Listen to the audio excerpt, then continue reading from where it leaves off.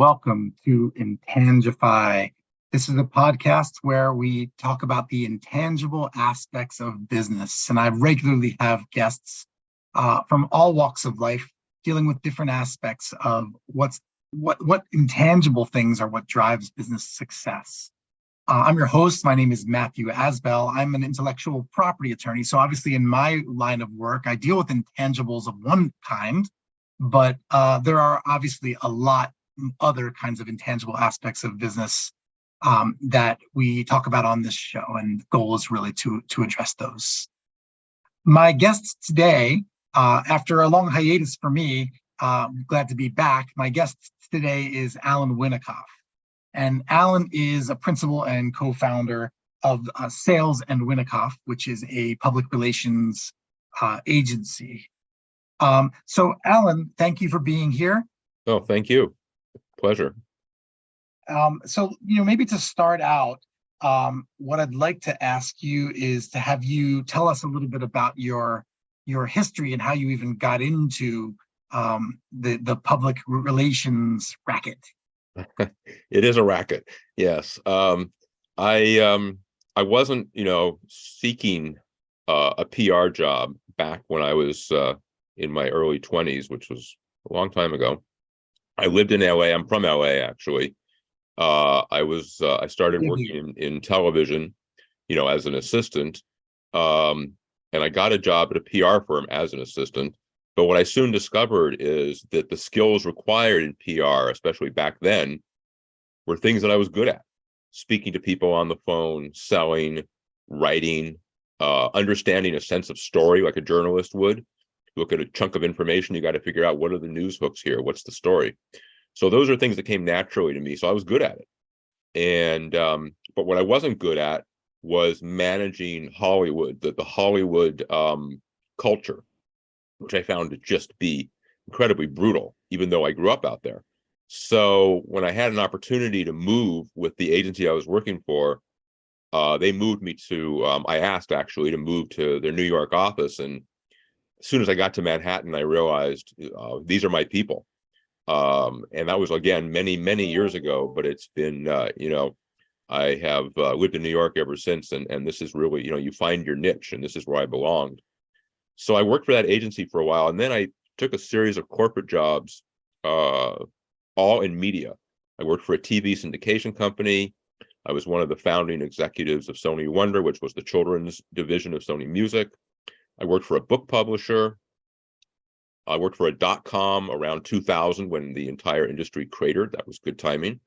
And ultimately, I wound up, my last corporate job was head of communications for MSNBC, which was very different than it is now. It was really a mess back then. And I finally decided at a certain point that I needed to get out of the corporate world. Life's too short. And I had never aspired to be an entrepreneur or run a business. But after that last job, I needed to make a living. And I realized, this is something that I know how to do. I can start an agency. Turned out that the person who's now has been my partner for 20 years, Karina Sales, who I had known through various jobs, we were friends and colleagues. She was also looking for her next thing. And so I said, rather than competing with each other for freelance jobs, let's partner and we can be more effective. And it's hard to believe that we're now celebrating our 20th anniversary together. I've been doing this business for as long as I was doing all my other jobs.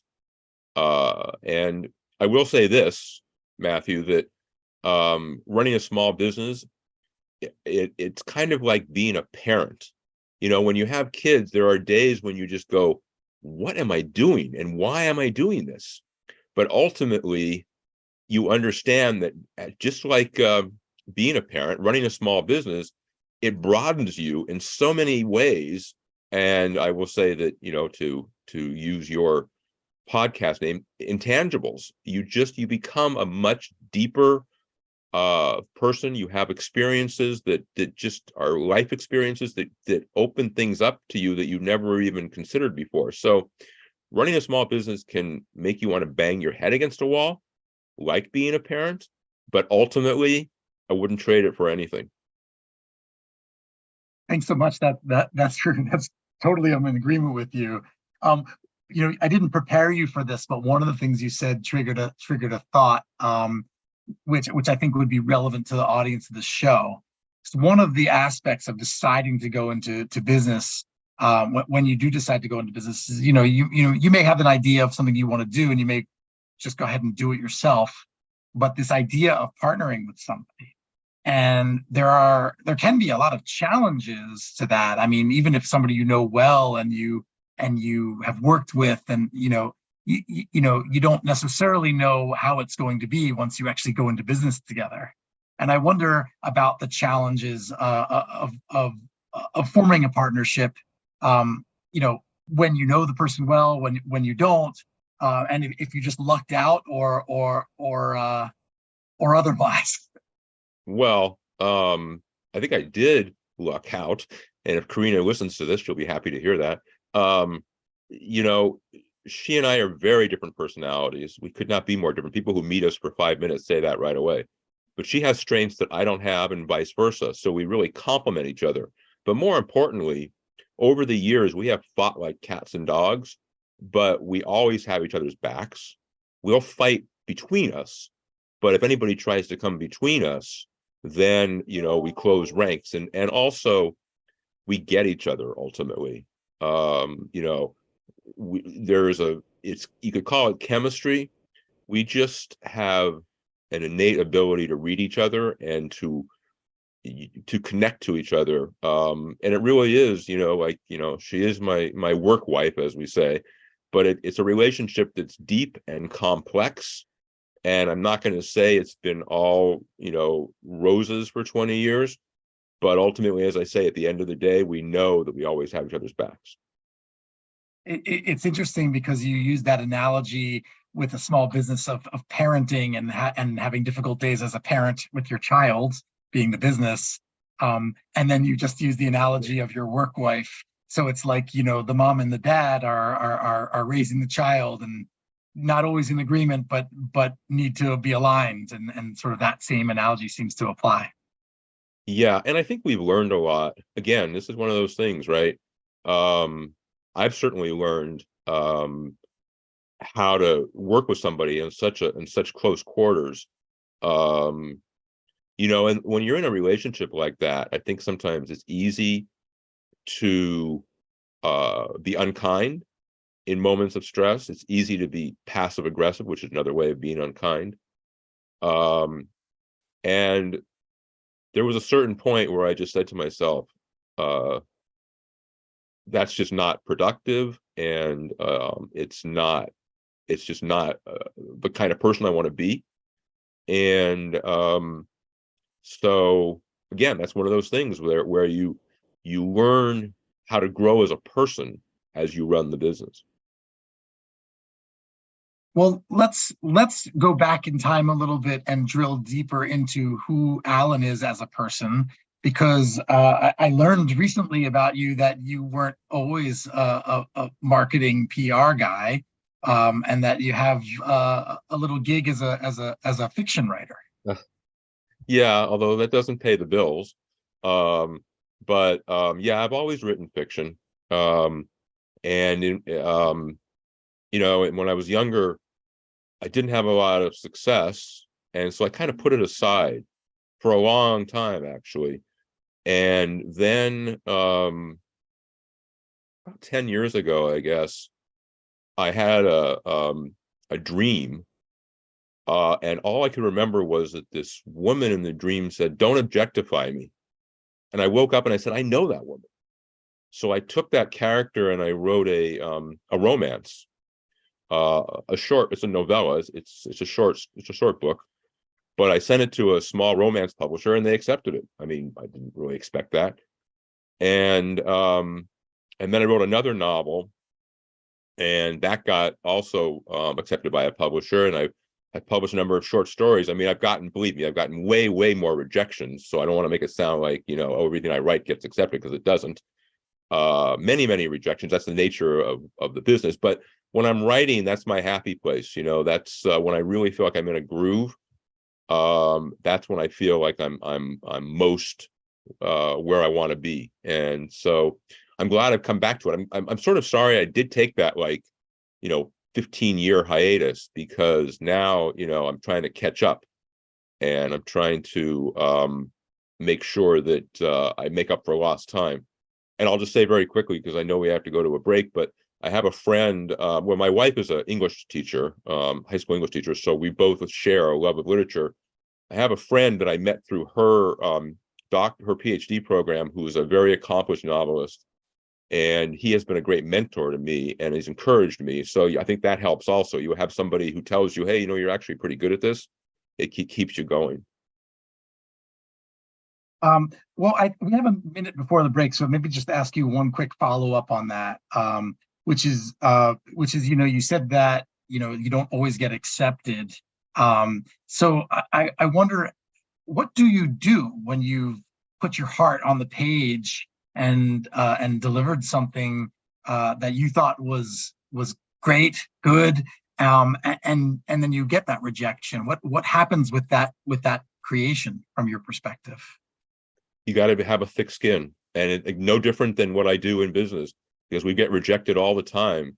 Whether I'm pitching a new client that I really want and I get turned down, or I'm just pitching a journalist and I get turned down. I mean, we live in a world of rejection, and so you better have a skin as thick as a rhinoceros, or you're just not going to get very far. And so you might feel, if I get a story rejected, because that's very personal, I might feel bad for a little while, but you got to move on. You just got to put it behind you, and move on to the next thing. And everybody will tell you that. I mean, some people get rejected they have a story or a novel 40 or 50 times, and then they get accepted. It's really kind of a weird thing that some places, some literary journals take your story and go, oh, we couldn't possibly use this. And then other people tell you, oh, this is great. It's the same piece of work. Everybody has a different opinion. It's so subjective. Well, that's where I was going with it. Apart from how it makes you feel and how you should tolerate or survive the pains of rejection, I'm more thinking about, you described your business as a child. Your creative works are kind of like a child. And when somebody rejects them, I wonder, do you alienate it entirely? Or do you revise it, or do you just find someone else who likes that work? All of the above. It really depends. It's a case by case. I think I've done all those things. And I have a story right now that I really like, but I can see where I could change it up, and I probably will, and I'll try again. I think you have to, again, have a little bit of detachment. You can't have your soul just sitting out there, because you're gonna feel a lot of pain. So you have to be able to detach and take a step back. And every situation is not life or death. Great. Well, you've been listening to Intangify on talkradio.nyc. We're going to go to a break, and we'll be back shortly. Are you a business owner? Do you want to be a business owner? Do you work with business owners? Hi, I'm Stephen Fry, your small and medium-sized business, or SMB guy, and I'm the host of the new show, Always Friday. While I love to have fun on my show, we take those Friday feelings of freedom and clarity to discuss popular topics on the minds of SMBs today. Please join me and my various special guests on Friday at 11 a.m. on talkradio.nyc. Are you a high-achieving, growth-oriented leader? Are you interested in developing your authentic leadership while creating a healthy, inclusive workplace? Hi, I'm Dr. Mara Broncu, host of The Hard Skills on talkradio.nyc at 1 p.m. Eastern on Fridays, where we discuss how leaders develop the hard skills needed to make a greater impact. We interview experts, have live coaching, and tackle these challenges. Listen to The Hard Skills on Fridays at 1 p.m. Eastern on talkradio.nyc. What really drives success in business? Introducing Intangify, the show that explores the intangible assets that create value and growth. I'm Matthew Asbell, your host and an attorney focused on innovation. Join me Fridays at noon Eastern to discover how innovation, culture, and other intangibles shape thriving companies, from startups to established businesses. We'll share strategies to unleash your business's true potential. Tune in live on talkradio.nyc Fridays at noon Eastern and Intangify your business today. Talk Radio NYC. Uplift, educate, empower.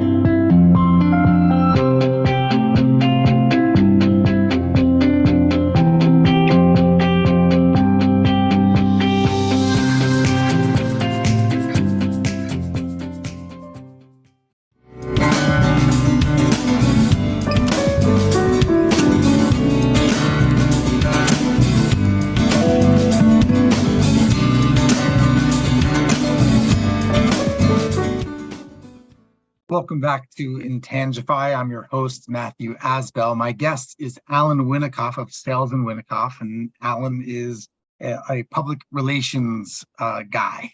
So that was the right word, a public relations person. We like to say professional, public relations professional.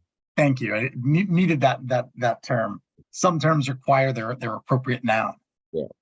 So Alan, we've delved a little bit into your background, your creative side, your previous experience, and your move from a in-house position to an agency and in a partnership.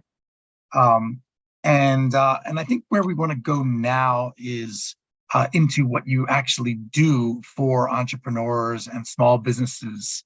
And maybe the first thing I'll ask you is, how does an entrepreneur or somebody who runs a small business even know that they need or should use a public relations profession? Yeah, they don't a lot of times. I have people come to me all the time and say, I'm starting a business. I want PR. So, we ask certain questions that you would be very familiar with this. We call it what you do. We say it's discovery, to learn about their business. And first of all, I'll say that I'll ask some very interesting questions that elicit interesting answers. For example, you get these entrepreneurs that are very passionate about their new venture, very excited about it. They're very smart. They're very articulate.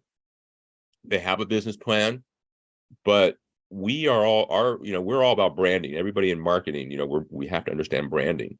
So one of the first questions I'll say is, what do you do? And it's amazing to me how these very smart people can't always articulate it, or if they do articulate it, it's not effective. It's sort of generalizations or just kind of talking around it. So that's the first thing. You have to drill down, what do you do? Because that's your brand, that's your messaging. And then the next thing is, okay, you have a business.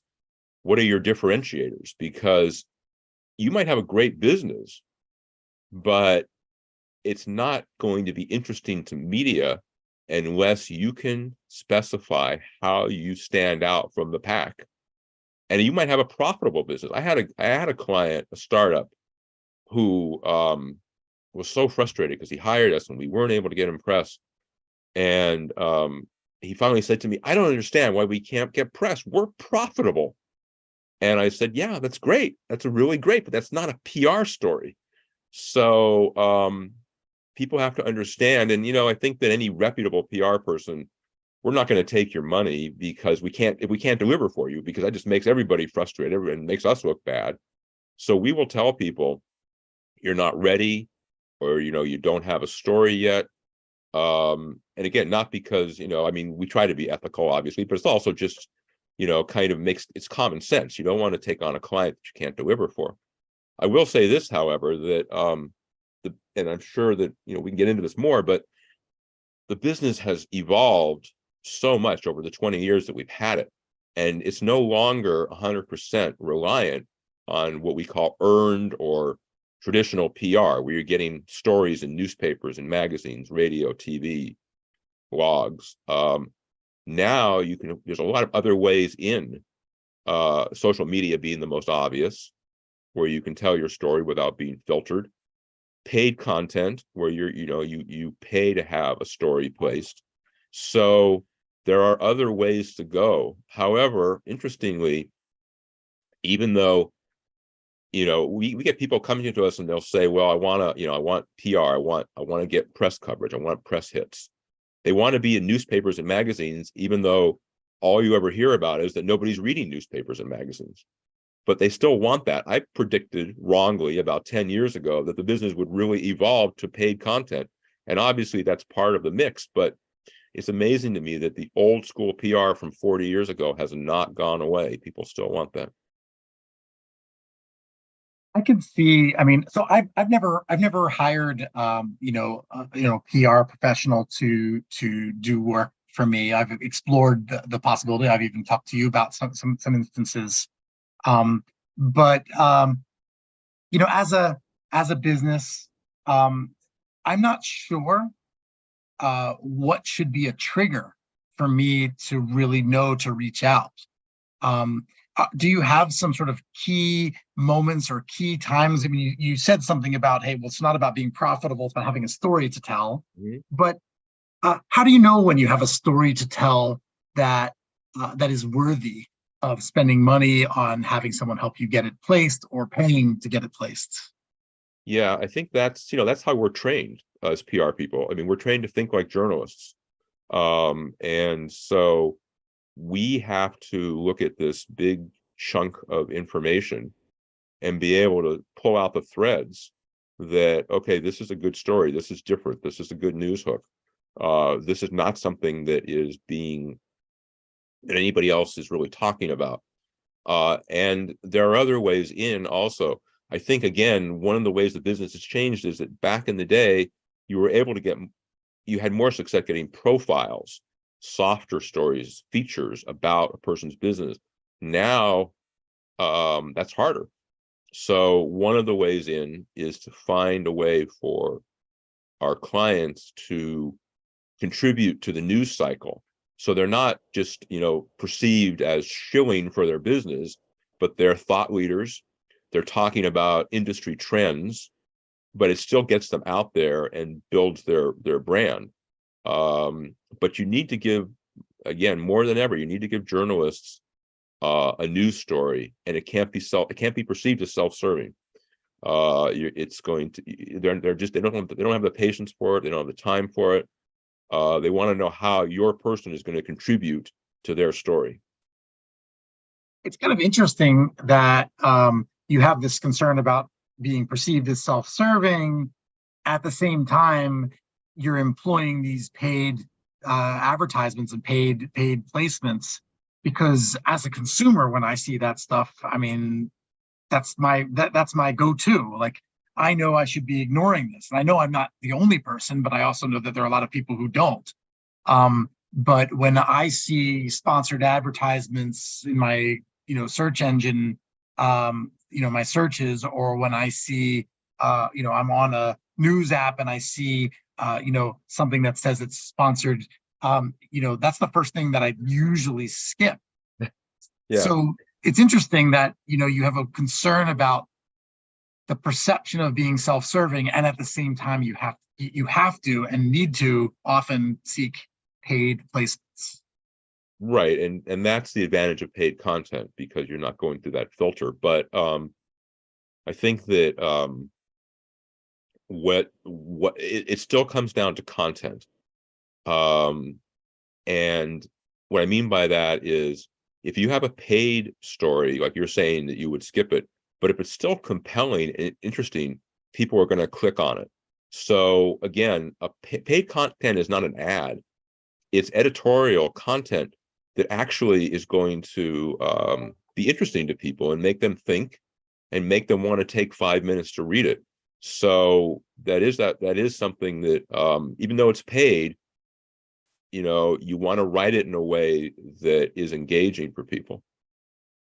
I think sometimes as a consumer, when I see that, it's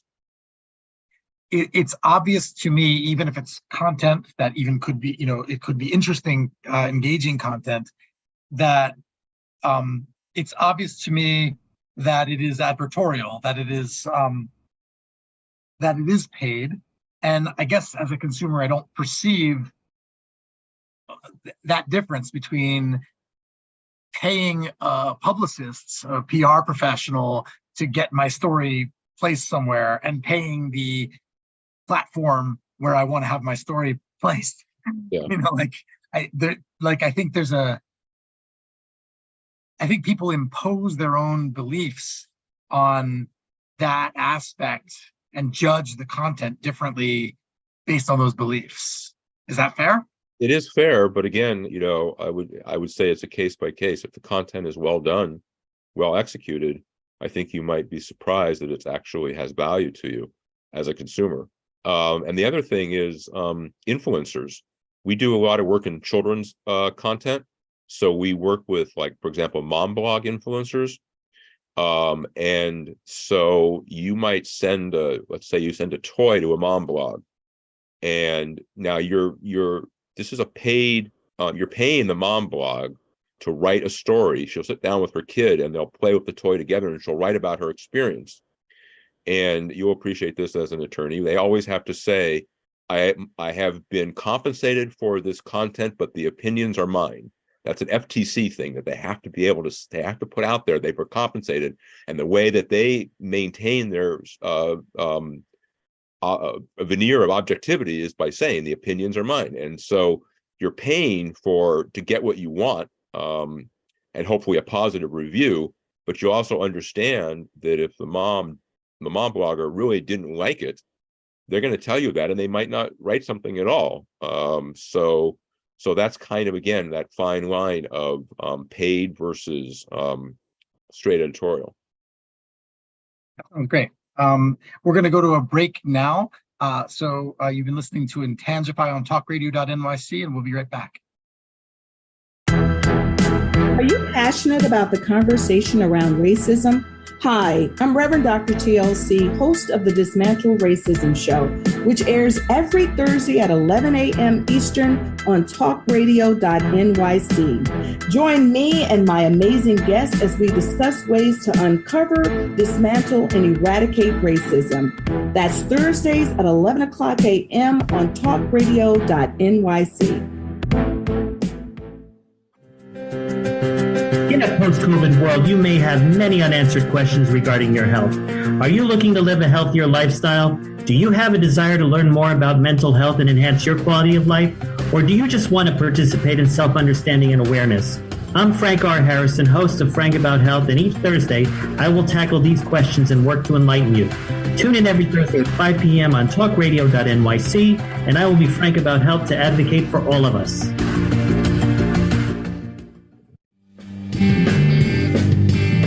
Hey everybody, it's Tommy D, the nonprofit sector connector, coming at you from my attic. Each week here on talkradio.nyc, I host a program, Philanthropy in Focus. Nonprofits impact us each and every day, and it's my focus to help them amplify their message and tell their story.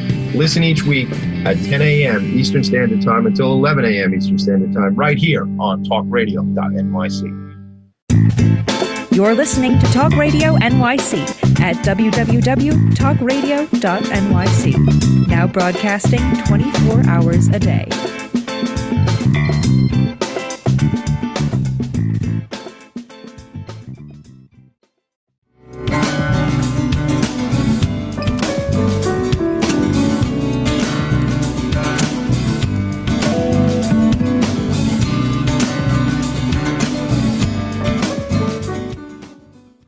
Welcome back to Intangify. I'm your host, Matthew Asbell. My guest is Alan Winikoff of Sales & Winikoff, and he's a public relations professional.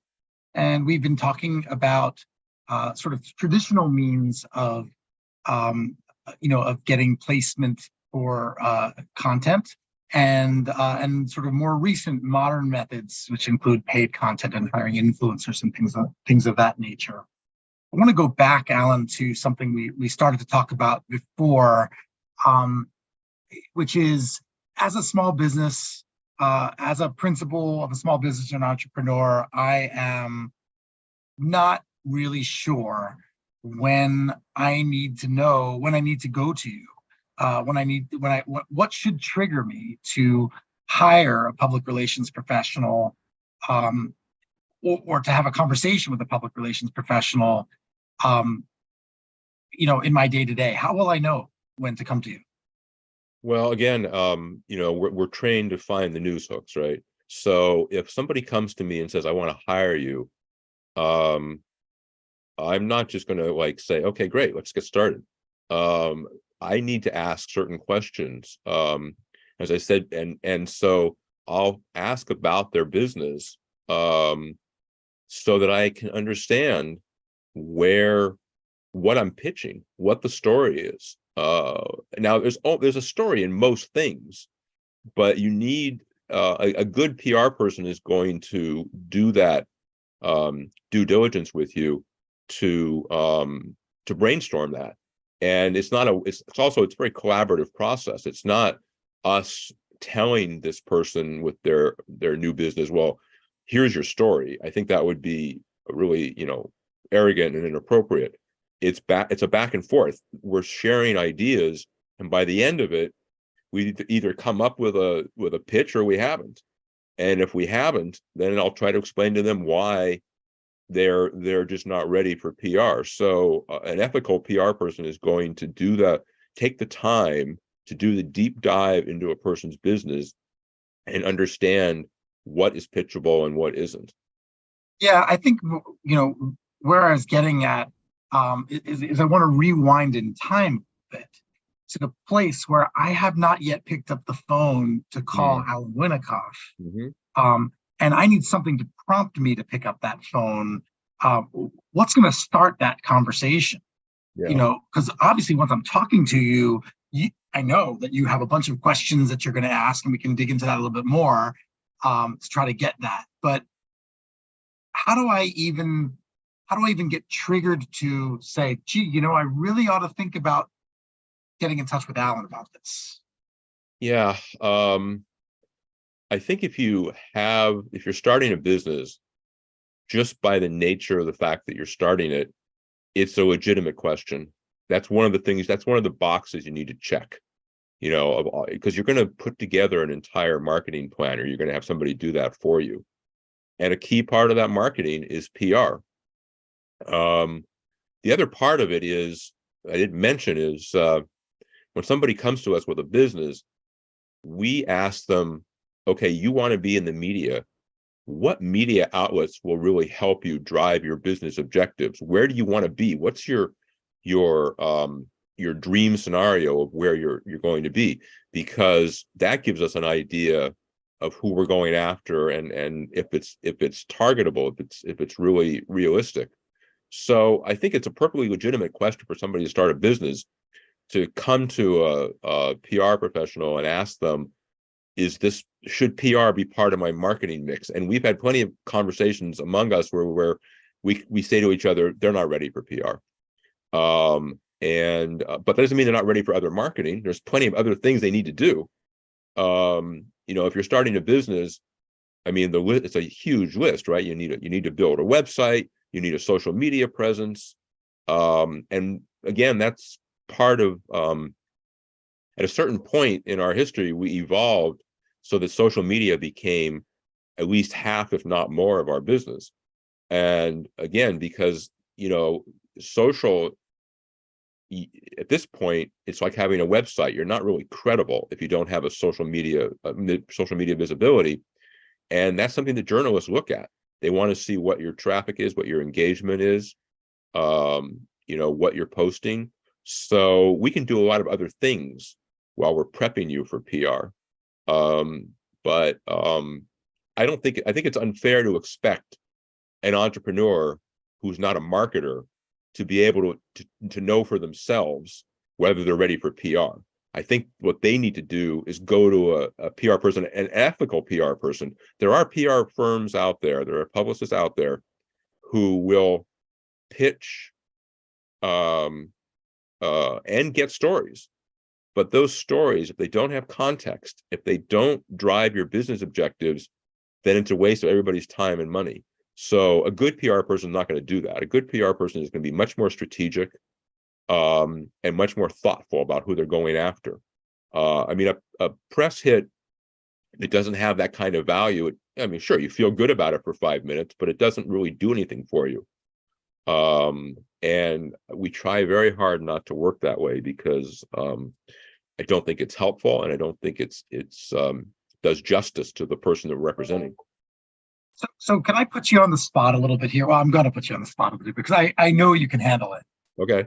I'm a small business. I'm a lawyer. And I'm a particular kind of lawyer. I do intellectual property law. And, I want to reach entrepreneurs, small businesses, but I really want to reach maybe attorneys that operate inside companies that that have intellectual property needs. So I call you up and I say, this is what I'm looking for. I've got plenty of content. How do I get my content in front of those people? And how do I get them to recognize me as an expert in this area and approach me to potentially hire me?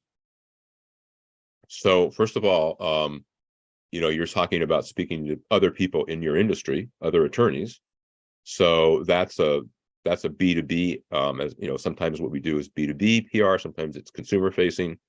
So the B2B is in some ways easier because it's a smaller universe. So we happen to represent several attorneys, so we know those legal trades, we know who to go after. So that's the first thing. Second thing is, again, as I mentioned earlier about thought leadership, it's putting you in a position where you can speak about whatever issues of the day are going on, whether that's at a conference or at or through an article or maybe a byline article. And then the other thing is, I would ask you, tell me about some of your cases, because there may be cases you're working on that are of particular interest to the legal community or beyond. And so the cases, I think, are a really good way for lawyers to get exposure, because again, you're not just talking about yourself, you're talking about, if it's the right kind of case, it has news value. And if it has news value, then the media is going to be interested. So we would do it that way, which makes it less about you and more about whatever the particular case is. So that makes a lot of sense to me. At the same time, I think about in my industry, and this won't be for everyone's industry, but in my industry, right, it's regulated. And we have confidentiality and attorney-client privilege and all sorts of things that scare us about how much we might say publicly about a case that we were actively pursuing. Sometimes we even have agreements that we reach that prevent us from saying those things. So we have a fine line to walk there that I think makes it harder for an attorney than it might make for someone who is in a different line of business. But since the audience here is not all attorneys, let me go on a little bit and say, okay, we've established that publicity, public relations should be a pillar of my plan as a business, and I should have it on my radar among the many things that I'm doing to generate work in my practice, in my business. And so I have a relationship with Alan Winnikoff, and I give him a call, and you ask me a bunch of questions about what I stand for and my values, and and what I'm trying to accomplish, who I'm trying to reach, what's important about it, anything of that nature, and then you help me, get placements in the appropriate places for that content. The thing that I would struggle with beyond, hey, it's nice to have my name in a newspaper or in an article or a magazine, as you said, like the ethical publicists, won't do it for that reason, and will sort of drive you towards the things that will actually help you. But how do I even measure the return on investment, the ROI for publicity and public relations campaigns? Yeah, metrics in PR has always been notoriously difficult. And again, I'm going back before we had all the analytics we have now. But it was like you would give people circulation from a magazine or a newspaper, which is really nebulous. These days, you're expected to be much more spot on with your metrics, and you have a lot more tools to use. For example, if a story runs in a newspaper or magazine, most likely it's going to also run on their website. And these days, there's probably more people reading it online than reading it in print. So you can track those metrics. You can show them much more specifically, who's actually engaging with your content. And then you'll post it on social, and it's the same thing. You'll see, what kind of engagement you're getting. So you have a lot more tools than you used to. But ultimately, I'll say now, I'll go the other way. In a very unscientific way, I think the most satisfying thing, and I'll use an attorney as an example. One of our attorneys is a personal injury attorney. And when he says to me, I got 3 calls from potential clients after they read your article. I mean, that's really non-scientific, incredibly low tech. And yet that makes you feel like, okay, we're actually doing something. So, it's value comes in a lot of different shapes and sizes. I will say one other thing about PR. When you hire a PR firm, even in the best of circumstances, it's a leap of faith, because any PR person who says to you, we're going to get you in these media outlets, and we're going to get you this number of eyeballs, and we're going to get this kind of, nobody knows. And so you are making a leap of faith with us. You're going to get our best effort. But as I always tell people, we're paid on effort. We're judged on results. You'll get the effort, but I'm not going to sit here and give you the results before I've started on your project, because I have no idea. And any PR person who tells you they do, they're lying to you. Yeah. And I think also sort of the answer as to what is ROI, I think in the marketing and public relations and advertising world, people are looking at likes and interaction and engagement with content, even reads, whatever it is. Whereas when we're at a place where we're thinking of, hey, I'm going to invest in paying somebody to help me with publicity, when we're talking about ROI, we're thinking about, like that attorney, actually getting clients as a result of it. It's better than just the advertising world, where we can do an advertisement and then, we don't know if anybody ever saw that, and certainly don't think that that's the thing that triggered the engagement to hire the attorney. But it seems like it's a rare occasion where someone's going to read an article, and that's going to be the thing that is going to drive someone to hire you. In my experience, people have told me that they read something I wrote, and that drove them to me, but not that alone. And because it's never that alone, or rarely that alone, it's hard to then say what's the measure of the value of the publicity that we're seeking. Well, one of the advantages of paid content is you can track the end user's journey, right? If you post something, you can track them clicking onto the story, and then if you have a link to your website, say, you can track them clicking through to the website, and then if you have an app on your website, you can watch them click to the app, so you can actually see the journey all the way through to the final call to action. So that's a huge advantage we didn't used to have. I think we have to update our website. Yeah. We're going to go to break, but you've been listening to Intangify on talkradio.nyc, and we'll be right back. What really drives success in business? Introducing Intangify, the show that explores the intangible assets that create value and growth. I'm Matthew Asbell, your host and an attorney focused on innovation. Join me Fridays at noon Eastern to discover how innovation, culture, and other intangibles shape thriving companies, from startups to established businesses. We'll share strategies to unleash your business's true potential. Tune in live on talkradio.nyc, Fridays at noon Eastern, and Intangify your business today.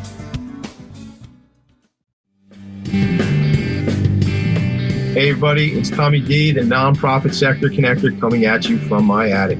Each week here on talkradio.nyc, I host a program, Philanthropy in Focus. Nonprofits impact us each and every day, and it's my focus to help them amplify their message and tell their story. Listen each week at 10 a.m. Eastern Standard Time until 11 a.m. Eastern Standard Time right here on talkradio.nyc. Are you a conscious co-creator? Are you on a quest to raise your vibration and your consciousness? I'm Sam Leibowitz, your conscious consultant, and on my show, The Conscious Consultant Hour, Awakening Humanity, we will touch upon all these topics and more. Listen live at our new time on Thursdays at 12 noon Eastern Time. That's The Conscious Consultant Hour, Awakening Humanity, Thursdays, 12 noon on talkradio.nyc. You're listening to Talk Radio NYC at www.talkradio.nyc. Now broadcasting 24 hours a day.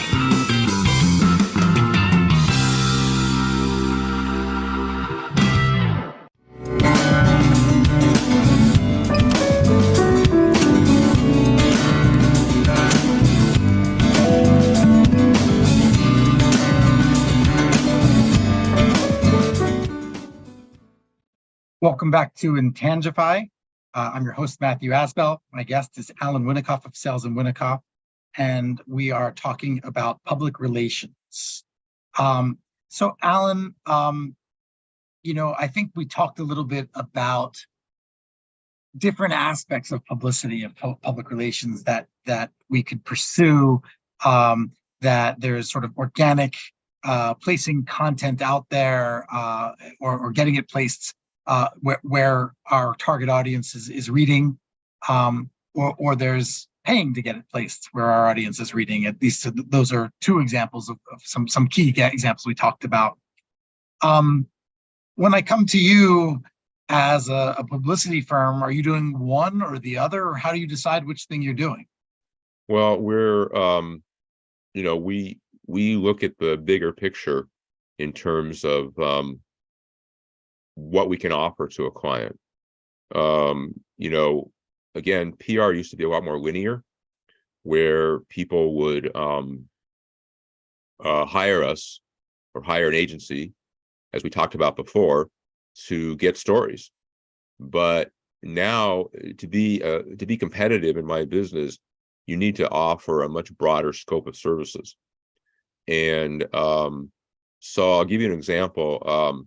We represent a healthcare startup, and they were looking for PR and social media, which obviously that's our core businesses. But I realized after we came on board, they're a startup, they're lean and mean, they really had no marketing. So I adapted so that we would help them as really their ad hoc CMO, chief marketing officers. And that's what we've been doing ever since. We don't do everything, but we built a team for them. We brought them a graphic designer to do their website and all their other materials. We brought in a video content production company so we could produce video content and also video content for their app. We brought in an SEO company. So we either do it or we have trusted partners we can bring in. But I think from our point of view, we have to be prepared to offer that very broad scope of marketing services. And that's a huge way in which the business has changed, because we are a full service marketing agency. I would say that.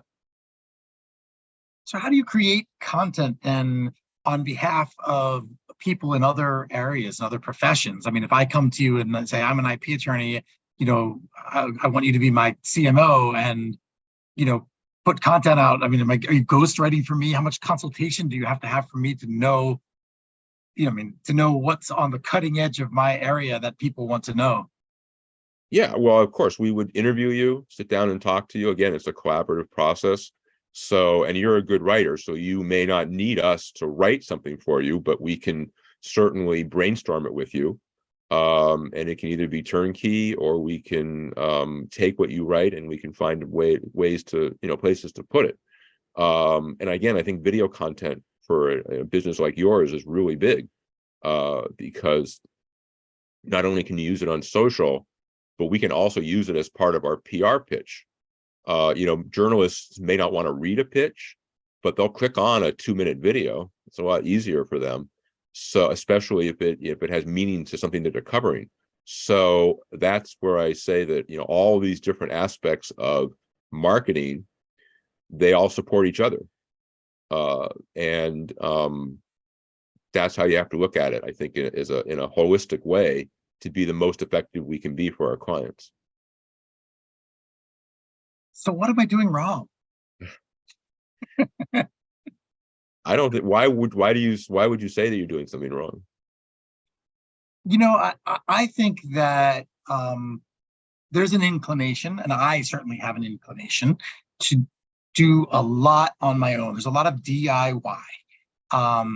And that's because of the costs involved with hiring someone, hiring someone to shoot a video, or the fear that if I do it, if I don't, that it's going to be unprofessional, right? And I think there's sort of between a rock and a hard place of how are things going to look. I know people who will do attorneys who will do videos, like they'll just video themselves with their camera, with their phone, and then put it up right away, and then that's that. Yeah. Even this podcast for me was a leap of faith in the sense that I knew I was going to be recorded live. And, I don't know what I'm going to say. Yeah. I don't script this thing. Yeah. But, I wonder about that aspect of, gravitating towards DIY and then being your own bottleneck or doing things the wrong way. Like, you've alluded to videos and maybe short form videos potentially as being more useful to address a particular concept when you're trying to get a placement rather than an hour-long podcast. I'm thinking about, yes, the DIY aspect that you mentioned, because one of our clients is a shopping influencer, and we do social for her only. We've done some PR for her, but the truth is, a lot of what she does is she goes on to local and national, morning shows and talk shows and talks about shopping tips. That's her business, and she represents brands to do that. So she is on TV all the time. She has to pitch herself to get on TV, and what she's discovered is she's a lot more effective pitching herself than any PR firm she's ever hired. But she uses other things. Now, she is very, very smart about her brand and how she, and also very, she keeps it very tightly focused. So, when she hired us, we assumed we were going to be writing social posts for her. She writes a lot of her own posts because she knows she is her brand, and she knows it a lot better than we do. But she still doesn't have time to sit on social all day and engage with followers and create content and post and respond. So there's a lot of things we do for her, but she's an example of someone who also, she happens to be a great marketer. So she does a lot of it herself, and it's just, she's found that it's easier for her and more effective. But I think that, to your point about, producing your own video content, sure, you can produce your own video content. You could create your own graphics, but wouldn't it make more sense to hire a professional who this is all they do? I mean, that's true of anything. I suppose I could go into a court of law and represent myself, but I wouldn't, for the very reason that, we're talking about. That's a fair point.